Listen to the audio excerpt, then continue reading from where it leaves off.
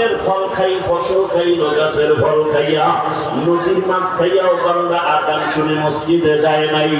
আলেম ওলামারা নামাজের দাওয়াত দিত, নামাজ পড়ে নাই, বরং বাহাদুরি করত, নামাজ পড়ে কোনো লাভ নাই, রোজা রাখিয়া কোনো লাভ নাই। আমি আল্লাহ এত অন্যায় করার পরে দুনিয়াতে কিছু বলি নাই।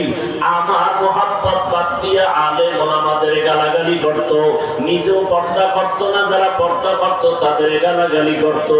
আল্লাহ বলবে, ফেরেশতা একে আর কোনো ছাড় দিয়া লাভ নাই, এর কবরটাকে দুই দিক থেকে এত জোরে চাপ দাও, এর কবরটা জাহান্নামের সাথে রাস্তা বানায় দাও।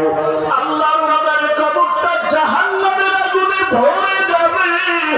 আল্লাহ